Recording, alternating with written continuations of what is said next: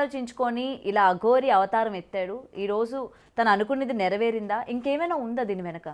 నమస్కారం అండి. జై గురుభ్యో నమః. ఒక అమ్మాయి తర్వాత ఒక అమ్మాయి అతని వంక వీళ్ళు ఆకర్షితులవుతానికి మెయిన్ కారణం ఏంటంటే అతని దగ్గర ఉన్న వశీకరణ శక్తి. ఈ అఘోరి దగ్గర కొన్ని రకాలైనటువంటి పూజలు ఉంటాయి. క్షుద్ర పూజలు, నగ్న పూజలు, యోని పూజలు, ఇంకా మరికొన్ని రహస్య పూజలు అనేటువంటి వాళ్ళు చేస్తారు. వీటి వల్ల ఏంటంటే ఈ వశీకరణం అనేటువంటిది కూడా చేయొచ్చు.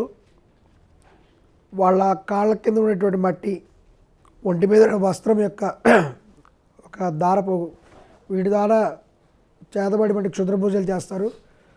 అదేవిధంగా కూడా కొన్ని వశీకరణ అటువంటి విధానాలు కూడా చేయొచ్చు. ఇక్కడ అఘోరి విషయం కూడా వస్తే ఈమె మనం క్లుప్తంగా మాట్లాడుకుందాం. ఇతను శ్రీనివాస్ అనేటువంటి ఒక మగ వ్యక్తి. తనే చెప్పాడు, ఒక విలేజ్లో పుట్టాడు తెలంగాణలోనే. తను కొంచెం వయసు పెరిగే కొద్దీ ఏమైందంటే తనలో ఆడ లక్షణాలు అనేటువంటి బయటపడ్డాయి. వెంటనే ఏంటంటే ఆ ప్రాంతానికి వచ్చినటువంటి కొంతమందితోటి కూడా అతను వెళ్ళిపోయాడు. వాళ్ళతో పాటు పెరిగాడు. క్రమంగా కూడా అతను తన ఆడ లక్షణాలన్నీ పైకి వచ్చేసినాయి.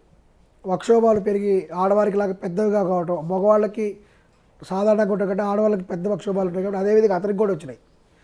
ఈ విధంగా రావటం, ఆడవాళ్ళ లక్షణాలే వాడికి కోరికలు రావటం, ఇటువంటివి రావటం వల్ల అతనికి అర్థమైపోయింది ఇక హార్మోన్లన్నీ లేడీస్ హార్మోన్లన్నీ డామినేట్ చేసినాయి కాబట్టి ఇంకా అతను మగవాడిగా ఉండటం కంటే ఆడదానిగానే జీవితం గడపాలి అనేటువంటి నిశ్చయానికి అతను వచ్చాడు. వెంటనే కూడా ఆ ఉద్దేశంతో అతను తనకు ఆల్రెడీ అప్పటికే మగవాడు కాబట్టి పురుషాంగం ఉంది. ఆ పురుషాంగాన్ని కూడా అతను ఆపరేషన్ చేయించేసుకొని దాన్ని తొలగించుకున్నాడు.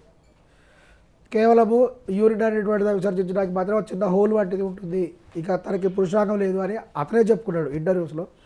దానికి తగినటువంటి సర్టిఫికేట్ కూడా అతని దగ్గర ఉంది. ఈ క్రమంలో ఏంటంటే ఇతను అఘోరి దీక్ష అనేటువంటిది కూడా తీసుకోవడం జరిగింది. మగవాళ్ళు అఘోరాలు అంటారు, ఆడవాళ్ళని అఘోరీలు అంటారు, స్త్రీలింగం పురుషలింగం లాగా. ఇతను ఏంటంటే మగవాడు పుట్టినప్పటికి కూడా ఇక పురుషాంగం కూడా లేకుండా స్త్రీ వలె ఉన్నాడు కాబట్టి ఇతను అఘోరి అనే పేరుతో అతను చలామణి అయ్యాడు. ఈ సందర్భంలో అతను కూడా అనేక రకాలైనటువంటి ఈ యొక్క విద్యలు కూడా నేర్చుకోవడం జరిగింది. రైట్. అయితే అసలు మీరు నమ్ముతారా తనకు అటువంటి విద్యలు వచ్చు అని?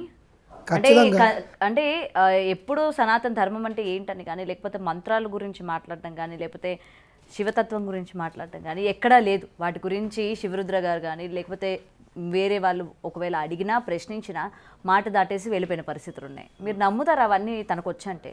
ఖచ్చితంగా వశీకరణ అనేటువంటి వాళ్ళు నేర్చుకుంటారండి. వాళ్ళకి ఏంటంటే అఘోరాల అంటే ఒరిజినల్గా వాళ్ళకి అసలు ఈ బాహ్య ప్రపంచంతో కూడా సంబంధం ఉండదు.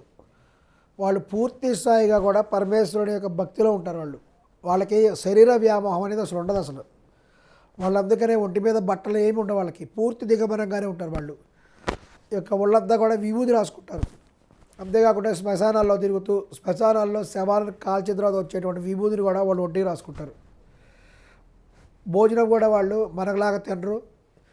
ఈ యొక్క శ్మశానాల్లో ఉన్నటువంటి కొన్ని శవాల యొక్క అవి కాలిన తర్వాత అందులో కొంత మాంసం మిగిలి ఉంటే వాటిని తినటము, లేదంటే కొన్ని చోట్ల మిగిలిపోయేటువంటి శవాలను తినటం, ఇటువంటివి కూడా వాళ్ళు తింటారు.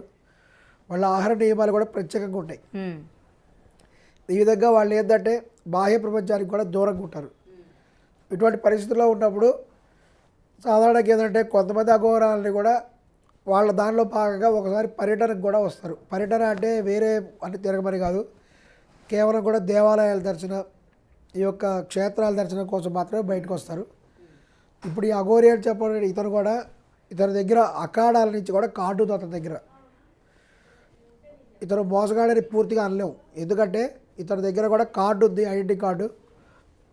ఆ కార్డు ప్రకారం ఏంటంటే అతను భారతదేశంలో ఎక్కడైనా సరే ప్రయాణం చేయొచ్చు.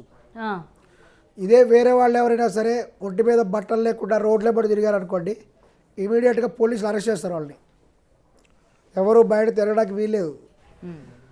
ఎవరైనా నేగుడు నా ఇష్టం, రాంగోపాలవరం లాగా నా ఇష్టం, నేను బట్టలు లేకుండా రోడ్లే పడుతాను, నా జీవితం నా ఇష్టం అని తిరగడానికి వీల్లేదు. మన దేశంలో కొన్ని చట్టాలు ఉన్నాయి కాబట్టి చట్ట ప్రకారంగానే అన్నీ జరుగుతాయి.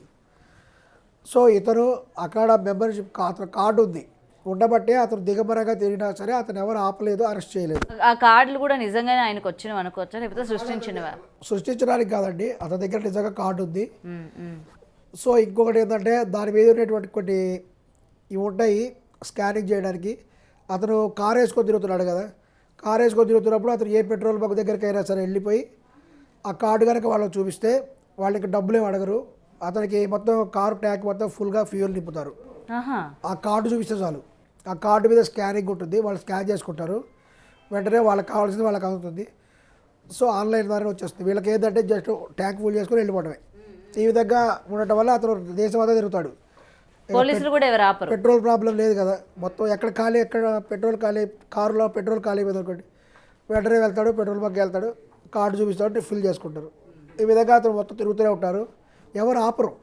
ఎందుకంటే పోలీసులు కూడా ఆపరు, ఎందుకంటే కార్డు చూస్తారు, చూస్తే వాళ్ళు కూడా ఇతను ప్రత్యేకమైన వర్గం అని చెప్పేసి వాడిని వదిలేస్తారు.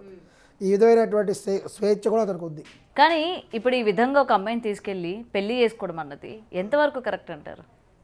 ఇదంతా కూడా ఇతను ప్రయాణంలో జరిగినట్టు వేరు స్టెప్స్ అండి. ఇక్కడ అతను మొదట చూసినట్టయితే ఈ మధ్య కాలంలోనే బయటకు వచ్చింది అతను ఏంటంటే మీ దగ్గరికి మీరు కూడా సికింద్రాబాద్లో చూశారు, ఆయన కూడా నాకు టచ్లో ఉంటారు, కాంటాక్ట్ నెంబర్ అన్నీ ఉన్నాయి నా దగ్గర. కానీ అతను మెయిన్ ఏంటంటే ఈ యొక్క పర్యటన చేసుకుంటూనే వచ్చారు. తెలంగాణలో శక్తిపీఠాలు జోగులాగా పర్యటన చేసుకున్నారు. పర్యటన చేసుకుంటూ వచ్చినప్పుడు ఇక సికింద్రాబాద్లో ఒక దేవాలయం దగ్గర దాని ధ్వంసం సంఘటన సందర్భంగా అతను వచ్చాడు. వచ్చేసి దీని గురించి ధర్మం కోసం నేను పాటు పాడతానని చెప్తే మేమందరం కూడా సపోర్ట్ చేసాం అతనికి. ఓకే మనం చేద్దాం, సనాతన ధర్మాన్ని కాపాడదాం అనే ఉద్దేశంతో అందరం ఉన్నాం. కానీ ఈ క్రమంలో ఏంటంటే అతను కొంచెం దారి తప్పాడు. ఇక్కడ మనం అఘోరి గురించి కూడా ఒకసారి అనాలిసిస్ చేద్దాం. అతనికి చదువు ఏమాత్రం లేదు, చాలా చిన్నతనంలోనే అతను వెళ్ళిపోయాడు. సో అతనికి ఒక చదువుకున్న వ్యక్తికి ఉండేటువంటి తెలివితేటలు కానీ కన్నింగ్ కానీ అతనికి లేదు. నిజంగా నిజాయితీగా మాట్లాడతాడు, ఉన్నదుంటే మాట్లాడతాడు. అతనికి దాచుకోవాల్సిన అవసరం, వేరే రకంగా మాట్లాడాల్సిన అవసరం అతనికి లేదు. కాకపోతే ఏంటంటే అతను అఘోర అటువంటిది కూడా ట్రైనింగ్ కూడా తీసుకున్నాడు. దాని ద్వారా కూడా అతను ఈ యొక్క పర్యటన కూడా చేస్తున్నాడు. ఇక్కడికి వచ్చినప్పుడు తెలంగాణలో పర్యటన చేశాడు, కానీ అతనికి ఏం అవ్వలేదు, చక్కగా పర్యటన చేశాడు, నగ్న పర్యటన చేశాడు. ఇక్కడ కొంతమంది ఇంటర్వ్యూలు ఇవ్వడం తెలియదు, అతను కొన్ని మాటలు మాట్లాడటం ద్వారా ఇక్కడ ఫేమస్ అయిపోయాడు, కొంచెం వివాదాస్పదం అయ్యాడు మెయిన్. ఆ తర్వాత కూడా అతను అక్కడి నుంచి కూడా నార్త్ ఇండియాకి వెళ్ళి మళ్ళీ తిరిగి వచ్చి ఆంధ్రప్రదేశ్లో కూడా పర్యటన చేశాడు. ఇక్కడ గమనించాల్సిన విషయం ఏంటంటే ఆంధ్రప్రదేశ్లో అతని నగ్న పర్యటన చేయని వల్ల తెలంగాణలో యాక్సెప్ట్ చేశారు నగ్న పర్యటన. అవును, ఆ మధ్య పవన్ కళ్యాణ్ ఆంధ్రాలో యాక్సెప్ట్ చేయాల.